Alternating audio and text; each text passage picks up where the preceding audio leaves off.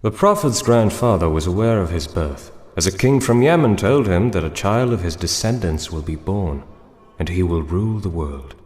The king warned him about the Jews and his people. He warned him that they would try to hurt him, but the God of the house will protect him.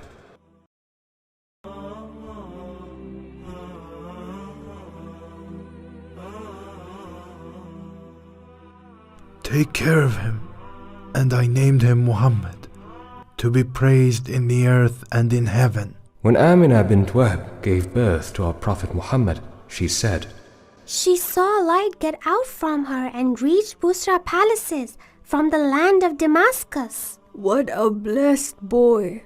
It was a habit for Arabs to send their children to Badia to spend their early childhood. When the woman started coming to Mecca to take the children, Halima Sa'diyah came with her baby who was starving as she was poor. O Lady of Bani Sa'd, I am Halima, the daughter of Abu Luay. I want you to breastfeed my orphan grandson. And what shall I do with an orphan? My son is almost dying of hunger. Oh my God, what a sin! I'll go back to this orphan, maybe he brings the blessing. And that's how Halima took the orphan baby with her baby to the desert while she was sad. Oh Harith! Oh Harith! What is it, Halima? He drank until he became full, and so did my son.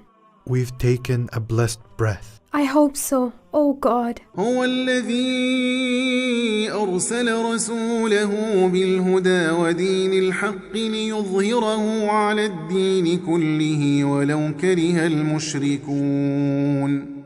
Thus, the Prophet of God, peace be upon him, was like a blessing on Halima and her family. So they drank after thirst and ate after hunger, the prayers and peace of God upon him. Once Muhammad completed 2 years, it's time to return to his mother. But because of the epidemic that spread in Mecca, he returned with Halima to the desert.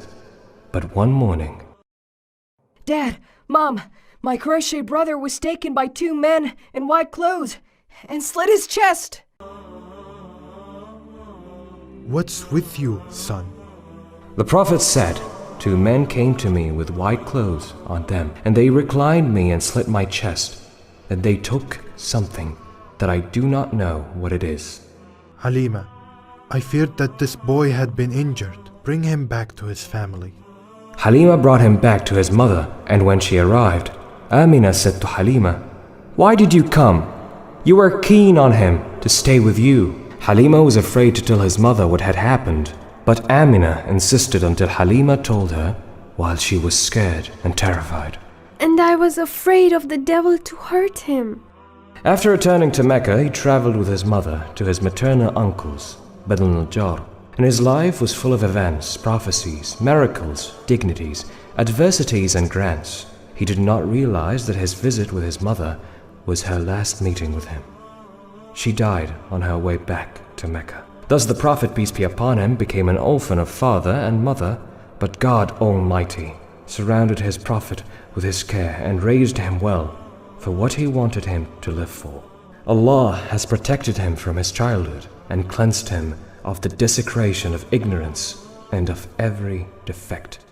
لقد جاءكم رسول من أنفسكم عزيز عليه ما عنتم حريص عليكم بالمؤمنين رؤوف رحيم.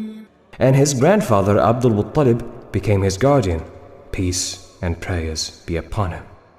My father told me that he felt that his time is drawing near, and that he is worried about Muhammad, and I told him that I will take care of him. Oh, Abu Talib, you have many children, and you are poor. But I love Muhammad a lot, and I feel that I love him more than my own children. Your father is on the deathbed, and he wants to see you and your brothers.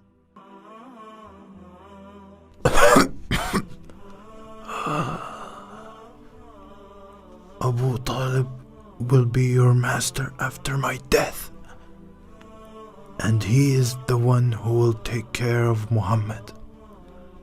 Beware of his people. If they hurt him, support him. And if they fight him, support him as he is right.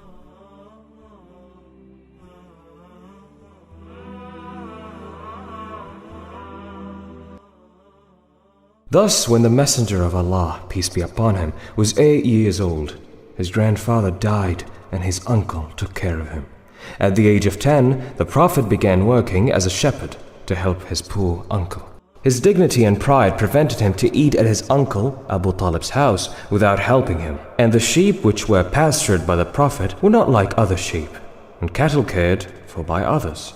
His blessing, peace be upon him, touched them to the extent that old people of Mecca wished that the Prophet had grazed their cattle and sheep for them. From dawn until sunset his food was dates and water. When he was 12 years old, his uncle Abu Talib decided to take him in his trade to Damascus. The Prophet, peace be upon him, and his uncle Abu Talib went out to Damascus, and they arrived at Busra. The monk Bahira saw the Prophet from his silo, a cloud that shades him among the people until they descend under a tree near him. Bahira looked at the cloud and the branches of the tree as it leaned over the Prophet, peace be upon him.